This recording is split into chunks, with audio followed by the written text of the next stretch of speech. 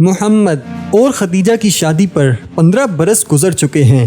اس میں گرمیوں کے وہ موسم بھی شامل ہیں جبکہ سرزمین عرب اس کرۂ ارضی پر جہنم کا نقشہ پیش کرنے لگتی ہے اور بعد سموم کے تیز اور آتشی جھونکے ہر ذی روح سے شوق کو جھلسا کر رکھ دیتے ہیں، اور موسم سرما میں بھی جبکہ شمال سے آنے والی سرد ہوائیں جسم میں کپ کپی پیدا کر دیتی ہیں۔ نخلستان بھی 15 مرتبہ ہی پھولوں سے سج چکے ہیں، اور اتنی ہی بار جنوبی ہواؤں نے ریگستان کے حلقوم کو ترک کیا ہے۔ خدیجہ اب 45 برس کی ہو چکی ہیں اور زندگی کی شام ڈھلتی جا رہی ہے۔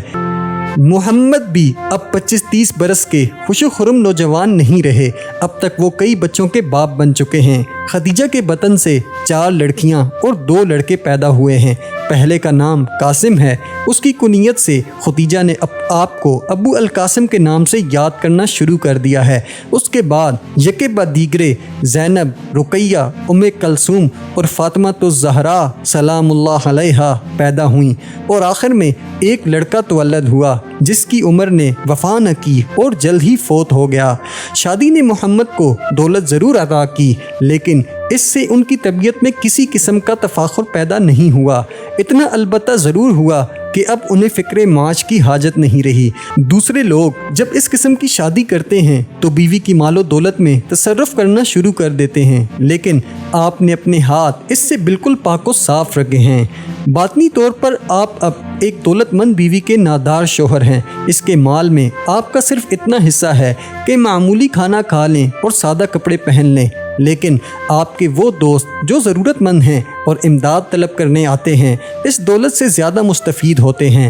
آپ بذات خود ان کی استعانت سے قاصر ہیں، لیکن بیوی سے ان کی سفارش ضرور کرتے ہیں۔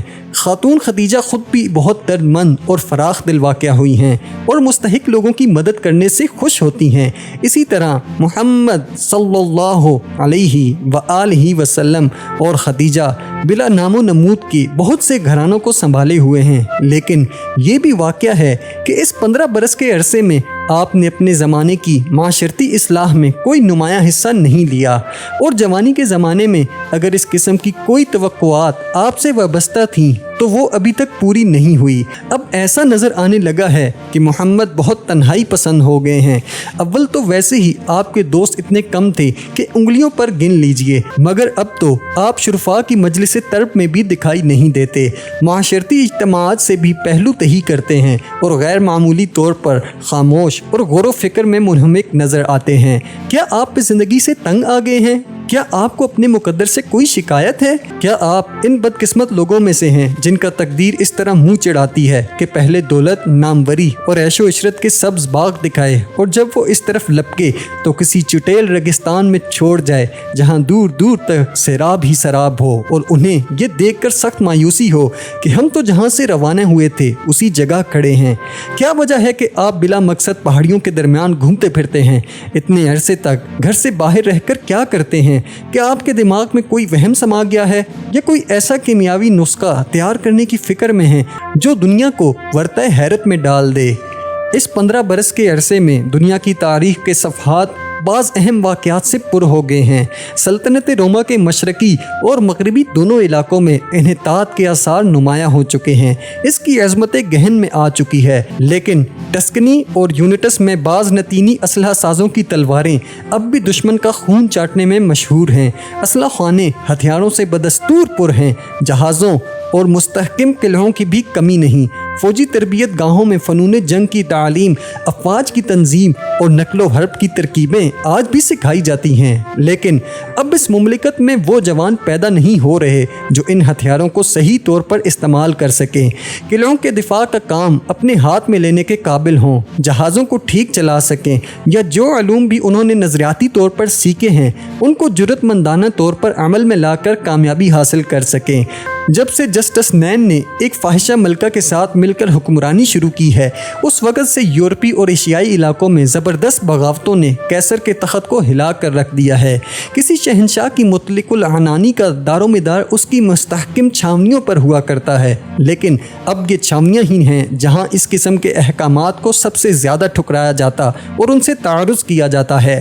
سپاہی اپنے افسروں کو گالیاں دیتے ہیں اور ان کا پیچھا کرتے ہیں، और वो अपने मातहतों से लर्ज़े बा अंदाज रहते हैं। उन्होंने शहनशाह के कवानीन को दरहम बरहम कर रखा है, मसीह मसलूब की मूर्तियों पर संगबारी तक कर चुके हैं और नौबत यहाँ तक आ पहुँची है कि बिल आखिर उन्होंने खुद शहनशाह मारिस और उसके बेटों को कत्ल करके इनकी लाशों को समंदर में फेंक दिया और उनके सरों को गुज़रगाह आम पर नुमाइश के वास्ते लटका दिया। इसके बाद फोकास जो एक पस्त कामत दाढ़ी मुंडा सुर्ख बालों और घने अबरुओं वाला सरदार था, कुछ अरसा मशरकी मुमालिक पर हुक्मरानी करता रहा। उसे ना कानून से वाकफियत थी, ना किसी इल्मो फ़न से, हत्ता के असले के इस्तेमाल से भी ना बहरता। बहुत जल्द मुश्ताइल हो जाता, तकलीफ़ पहुँचने की सूरत में सख्त गिरी करने लगता और मुखालफत या तनकीद पर आपे से बाहर हो जाता। उसने अपने आयाम सल्तनत काम से गुरेज, ऐश कोशी और शराब नोशी में गुजार दिए, हत्ता कि उसे अपनी इन बदगुनवानियों की सज़ा यूं दी गई कि इसके अगवानी शाही लिबास की धज्जियाँ उड़ाई गईं, ताज छीन लिया गया, फटे पुराने लिबास में हथकड़ियाँ पहना कर नीम बुरहना फहराया गया। मर्दों और औरतों ने इसका मुंह चिढ़ाया और इसके पीछे तालियां बजाईं। फिर इसका सर कलम करके जिस्म को भड़कती हुई आग की नज़र कर दिया गया। फिर तख्त पर हल्कल गद्दी नशीन हुआ। ऐसा ही कुछ हाल मगरबी सल्तनत का हुआ, जहां इसका सूरज गरूब होता नजर आ रहा है। गो शफक की रोशनी अभी तक बरकरार है। जिस अजीम सल्तनत को जस्टेनन ने अपने कुव्वते बाजू से ना सिर्फ मजबूत व मुस्तहकिम किया बल्कि इसको काफ़ी वसअत भी दी थी, वो यकायक तपाशा की तरफ बैठ गई है।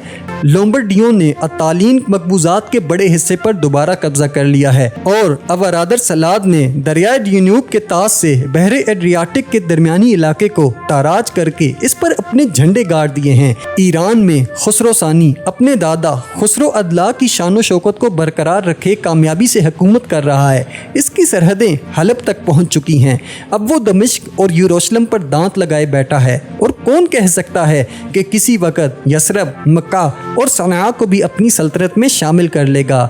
जहाँ तक वतन का ताल्लुक है, मोहम्मद देख रहे हैं कि इनका मुल्क खाना जंगियों, बाहिमी अदावतों और कबायली बुग़्ज़ो हसद की आमाजगाह बना हुआ है। जिस कौम से उनको इतनी मोहब्बत है वो इब्तिदाल, तोहिमात और जहालत में डूबी हुई है। जुर्रत, शहामत और अलवाल अज़मी के जेवरात से आरास्ता होने के बावजूद इनमें जोर व तशद्दुद, लाकानूनियत और संगदिली कूट कूट कर भरी हुई है। ना कोई मरकजी ताकत है, ना कौमियत, ना कानून, ना इंसाफ। ये सही है कि हर फर्द अपने कबीले का वफादार है, लेकिन ये खूबी असबियत के बाइस गलत रास्तों में भटक गई है। खुलासा ये कि छोटे छोटे मुनाकशात ने बड़े गहरे ज़ख्म पहुँचाए हैं और मुल्क की सरे ज़मीन में उनका शिकार होकर लालाजार बन गई है।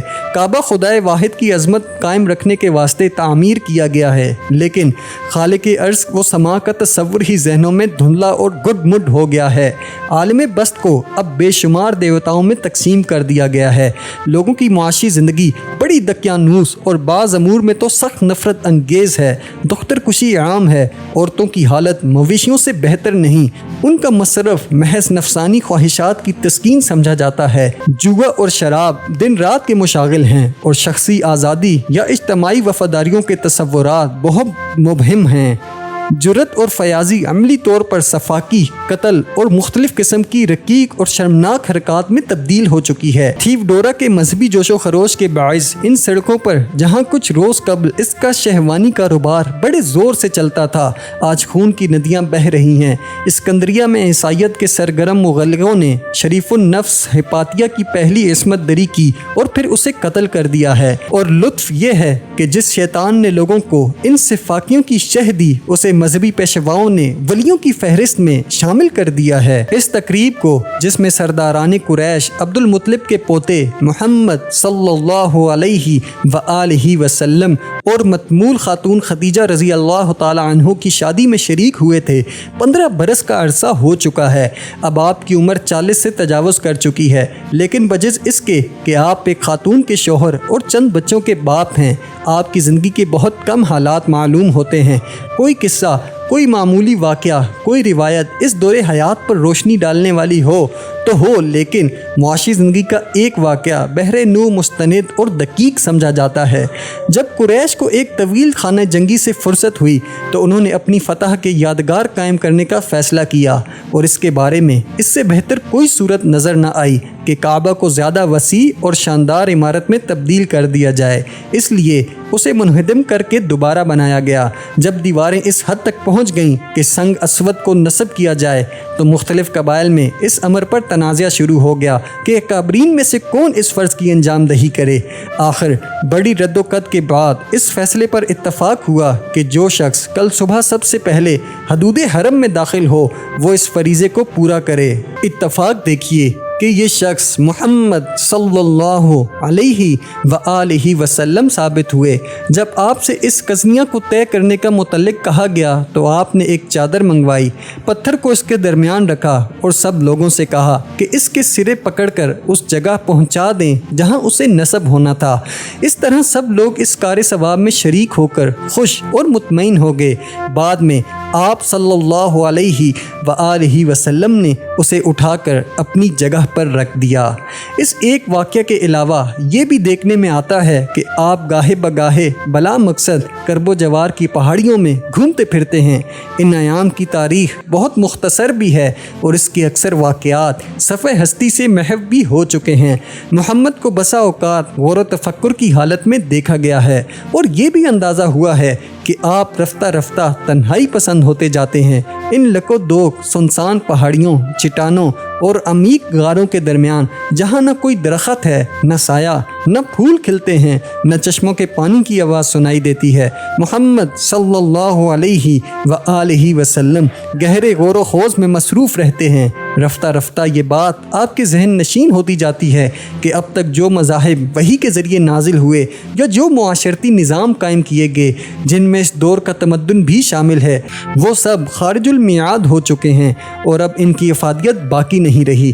آپ کو اس بات کا پختہ یقین ہو گیا ہے کہ آپ کی قوم کو ایک صاف اور سچے دین کی ضرورت ہے جو بآسانی ہر شخص کی سمجھ میں آ جائے لیکن ساتھ ہی زندگی کے ہر شعبے پر حاوی ہو، ایک ایسا مذہب جو لوگوں کی ذہانت کو ابھارے، اصولوں کی بلندی میں یکتا ہو اور انہیں حقیقت سے روشناس کر دے۔ اس طرح رفتہ رفتہ آپ کو اپنی زندگی کا مقصد واضح طور پر نظر آنے لگا۔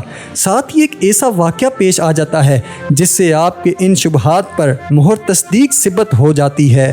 بہار کا موسم اور صبح صادق کا وقت ہے۔ شمال مشرق کی ٹھنڈی ہوا بدن میں کپ کپی پیدا کر رہی ہے، ستارے نیند میں آنکھیں جھپکا رہے ہیں اور مشرقی افق پر آسمان ہلکا نیلا نظر آنے لگا ہے۔ محمد ایک پہاڑی سے اتر رہے ہیں۔ نیچے وادی میں مکہ کا شہر ہے اور اس کے گھروں کی سپاٹ چھتیں دھندلی سی نظر آ رہی ہیں۔ کبھی کبھی مرغ کی بانگ صبح کی آمد کا اعلان بھی کر دیتی ہے۔ کعبہ کے قریب ایک سادے مکان میں خدیجہ ماں اپنے بچوں کے محو خواب ہیں۔ ایک کونے میں چراغ جل رہا ہے جس کی روشنی کو نظروں سے اوجھل رکھنے کے لیے الگنی پر ایک شال ڈال دی گئی ہے۔ یکا یک تیز قدموں کی آواز سنائی دیتی ہے اور کوئی دروازے پر زور کی دستک دیتا ہے۔ خدیجہ قدرے خوفزدہ ہو کر دریافت کرتی ہیں، کون دروازہ کھڑکھڑا رہا ہے؟ جواب ملتا ہے، میں ہوں ابو القاسم، جلد دروازہ کھولو۔ خدیجہ رضی اللہ تعالی عنہ ہڑبڑا کر اٹھتی ہیں اور دروازے کی کنڈی کھول دیتی ہیں۔ شور سے بچے بھی جاگ اٹھتے ہیں اور حیرت سے تکنے لگتے ہیں۔ محمد گھبرائے ہوئے اندر آتے ہیں۔ آپ کے بال بکھرے ہوئے ہیں، آنکھوں میں خوف کے آثار ہیں اور گلا خشک ہو رہا ہے۔ خدیجہ رضی اللہ تعالی عنہ پوچھتی ہیں، ابو القاسم کیا معاملہ ہے؟ ایک لمحے کے لیے آپ کی زبان نہیں کھلتی، پھر جب کچھ سکون ہوتا ہے تو آپ فرماتے ہیں، میں بتا نہیں سکتا۔ کیوں؟ کیا بات ہو گئی ہے؟ کیا رات کو خاص واقعہ ہو گیا؟ جب خدیجہ کل حالات توجہ سے سننے کا وعدہ نہیں کر لیتی، محمد کچھ بتانے پر تیار نہیں ہوتے۔ پھر جب وہ آپ کا ہاتھ پکڑ کر دوسرے کمرے میں لے جاتی ہیں جہاں بچے ان کی باتیں نہ سن سکیں تو آپ کی آنکھوں سے پھر اسی خوف کا اظہار ہونے لگتا ہے اور سانس اسی طرح پھول جاتا ہے۔ لیکن بالآخر آپ فرماتے ہیں، پچھلی راتوں کی طرح گزشتہ شب بھی غار حرا میں بالکل سکون اور خاموشی تھی۔ ہاں، ستارے کچھ زیادہ چمکدار نظر آتے تھے۔ عبادت سے فارغ ہونے کے بعد میں نے کمبل اوڑھا اور سونے کے لیے لیٹ گیا۔ آدھی رات کے اوپر کچھ ہی وقت گزرا ہوگا کہ ایک گھن گرج آواز نے مجھے بیدار کر دیا۔ ایک سیاہ بادل مکہ کی سمت میں چھایا ہوا تھا۔ یکا یک ایسا معلوم ہوا کہ کسی طاقتور ہاتھ نے مجھے اٹھا کر بٹھا دیا ہے۔ اور فوراً ہی جبریل امین دوسرے فرشتوں کے جھرمٹ میں نمایاں ہوئے۔ آسمان پر گرج چمک سے شور محشر برپا ہو گیا اور 2 مرتبہ کسی آواز کو میں نے اپنی طرف متوجہ کرتے سنا۔ میں جواب دینا چاہتا تھا لیکن ہونٹ نہ کھلتے تھے۔ تیسری مرتبہ آواز نے بڑی تحکمانہ انداز میں کہا، اقرا، پڑھو۔ تب میں نے دریافت کیا کہ کیا پڑھوں؟ جواب ملا، اس رب کے نام سے جو خالق ہے۔ میں نے جواب دیا کہ مجھے پڑھنا نہیں آتا۔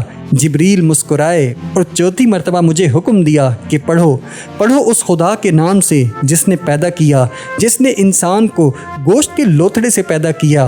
پڑھیے، آپ کا رب کریم ہے، وہ جس نے قلم کے ذریعے سے انسان کو علم سکھایا اور وہ باتیں بتائیں جو اسے معلوم نہ تھیں۔ پھر کیا ہوا؟ آسمانی قوتوں کے وہی مظاہرے، گرج چمک اور اس کے بعد مکمل تاریکی۔ خدیجہ، میں سچ کہتا ہوں کہ یہ خواب کی کیفیت نہ تھی، بلکہ جو کچھ ہوا عالم بیداری میں ہوا۔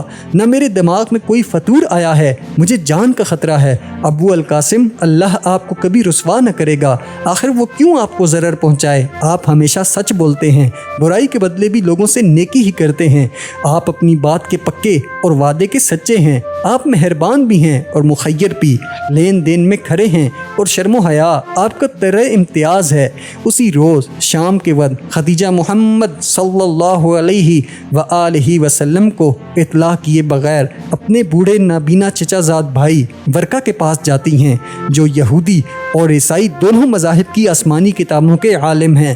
خدیجہ رضی اللہ تعالیٰ عنہ کے بیان کو سن کر وہ اپنی خوشی ضبط نہیں کر سکتے اور ان کے جھری بھرے رخساروں پر مسکراہٹ کھیلنے لگتی ہے۔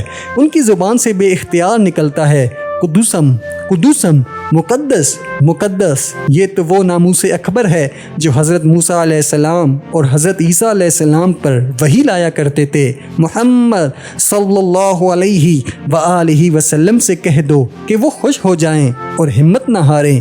یہ مقدر ہو چکا ہے کہ وہ اپنی قوم کے پیغمبر ہوں گے۔